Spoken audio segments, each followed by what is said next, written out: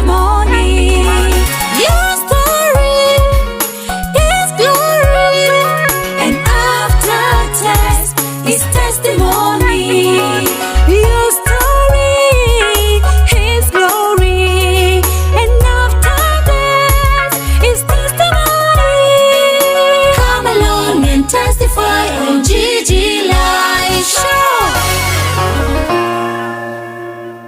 How did this habit grow? It became a serious menace. I don't know how. Translated from stealing bananas, sugar canes in the village, those stuff, those funny, those more scenes. In Songs of Solomon, 2 verse 15, there's a scripture that I like most. Catchers, the foxes, the Those small foxes that tamper with the vineyards. Didn't realize that it's getting serious. It came about that now we're no longer stealing bananas only. Now we went further. We could break into homes, steal some beans. Especially the season of beans after the harvest. We could steal those beans and the maize. Whatever, corn. So you are a farmer, corn, but in your own way.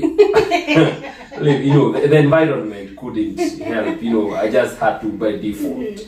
So now stealing maize and beans, taking them to the available market. Market was always available because, of course, we could sell cheaply. So they knew you guys. So they really loved when. But they didn't know where it was coming from. Eventually they were able to know. They came to know. They came to know, but they still bought anyway. Sometimes it's good to be real. Being selfish is weird. Love of money is everything. The root of all evil. Root of all evil. Because once you love your money, you love money so much, you will not be able to curb some of these issues that are happening in society. society. You're so addicted to quick money. Quick money. Me, I want money. Him, and he's the age of my parents, and some of them are grandpas, but they know you're stealing, but still buying from us. So I would call it love. Poverty is bad. Sin is a bad thing altogether. But it went further. Now we're stealing maize, stealing beans. Sometimes now we came even to stealing chickens in the village. It went in the levels by levels. It was literally growing, translating to something bigger. Now it's chickens. 7 chickens. It went further. But I want to thank God. I don't want to talk much about that because there are some of the villagers that I really. I come from. All right. Actually, you need to pay back. Actually, I went to some, especially one of them was Selena. Oh dear. Some of them are you're watching. But he has not paid all those chickens. No, I'm trying to pay. I have been paying. Are you paying in pounds or in shillings? In shillings. All right. So some of them I really feel bad that we took them through hard times, especially my mom. One of the incidents that really pinches my spirit is when I was caught. One time I thought, no. Today I'm gonna be that God. Our mama always could tell us, we were waiting on God. And it's not coming. The environment was so poor. My background was so poor. So now, telling us we're waiting on God, every day waiting on God. She could fix some water in the firewood, in the fire, the fire, like we're waiting on God. The water boils. Add some more, boils, goes down, add some more. We're waiting on God to provide for unga. The flour. And I decided today I'm gonna be that God. So I went further, thought, okay, there's some arrowroots. I don't know, are there arrowroots in UK? In Doma? Yes. The arrowroots. I need to eat arrowroots from UK. And I want to buy, not stolen. There's a Ugandan store somewhere, we'll go there. So. No stealing. No stealing. We'll go buy. Because I love my God. That today I can Your have story, His glory. And this is my testimony. Amen. He's amazing. So I decided I'm going to be that God today and, I'm going to provide for you. Yes. So I went further, sneaked out of the house, had, the panga, went, the neighboring farms, swampy farm somewhere. I thought I'm gonna steal, and I have to be that God today. Wow. And I did that, several times I did that. I could go steal, bring home, sometimes mom could just be suspicious. Where do you get this? Of course, I there was a way I used to do to make them, they look, twist around, they cover it up, cover the scene up. And make sure that they are dry. Wrap them on, dry soil. Make sure that they're dry enough. Maybe I had bought, I had 10 shillings or 10. Or also, but I was caught one time. And my mom was taken to labor by the owner of that swampy farm. And she farmed. Because she had no money. Yeah, she labored for that neighbor for several days to pay back because there was no money to pay. I and my brothers, especially myself, we took her through rough time in the upbringing. But what I'll tell, these are now a message to young parents. Yes. Young parents, and especially those young parents bringing up teenagers. I want to advise you. I'm not that old mzee or that elderly person maybe to advise, but I have seen it happening. Please don't give up on your teenagers. Don't give up. Amen. Don't give up on them.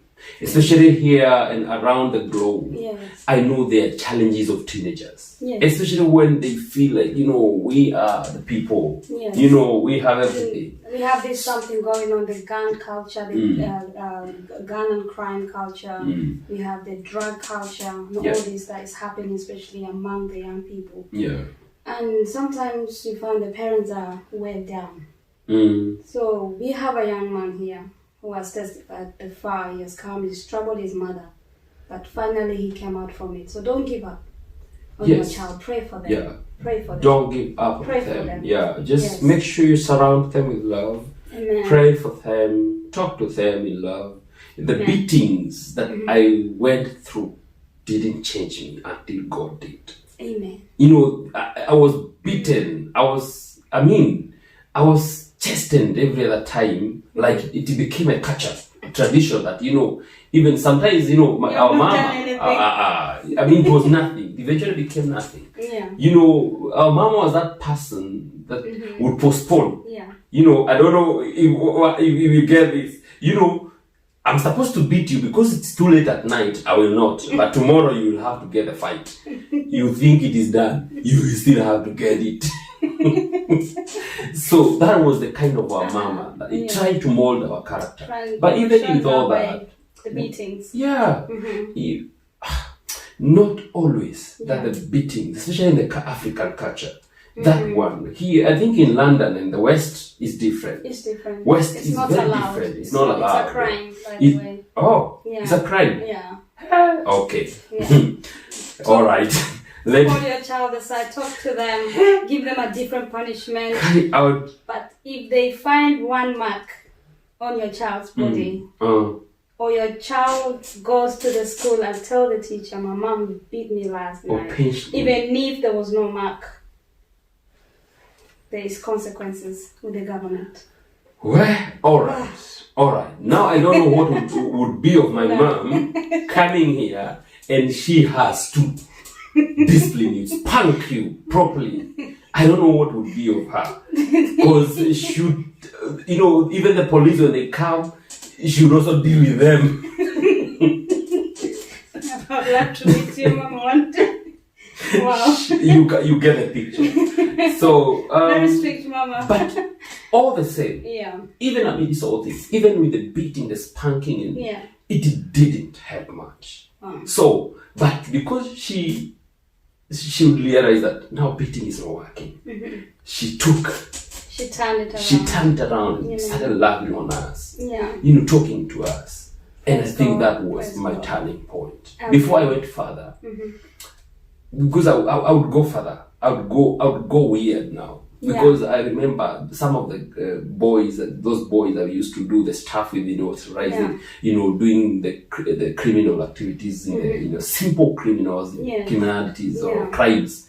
in the village. Some of them translated to thieves, real thieves, and went into gangs. Some of them, I would even mention Akina Keronjo, they were gunned down. Oh dear. So where was I headed? There. That's where I was headed. So simple thing. I want to thank God. From there. I came out of that. Yeah. Some people didn't know of all things until I testified. Because I would be taken to church, and out of the church do other things. But I want to thank God. I'm a different person altogether. And that part of my life really makes me love God more. That's right. That He was able to transform my life, to save my life, have my love back. And because part of this story, that the reason why I was doing this, I was bitter. There was bitterness in my heart about the death of my father. We lost our father, I lost our father, our last-born daughter, last-born sister. Followed our firstborn sister, followed our father within the family, within the same period of time, in span of I think a year or two. Man, it was tough. So I was writing against God. Yeah. Sometimes the solution that you want to your kids, to your teenagers, sometimes the problem is in their hearts. But they can't speak out. They will not tell you. I don't know who I would tell about my father. The pain, the pinch in my spirit. I don't know who I would share with. I don't know. Sometimes I could, there was a friend they looked similar, my father. And I could go running after him. I think he's my father. And that thing would really haunt me. It was so bad. And as a situation under which my father died, one of my brother who comes after me was in cell, was jailed for suspicion in wherever he was working. They had been stolen. There was an incident of stealing. He didn't even turn up for my father's burial, his father's burial. So you see, there were pains. I was so bitter by them, but I want to thank God. I am here. I may talk and talk, may not clear it all. But I once again caution your parents. Don't give up on your teenagers. Surround them with love. Talk to them, counsel them lovingly. And that love will yield some nice fruits. Especially here, now that you can't touch them. You shall testify.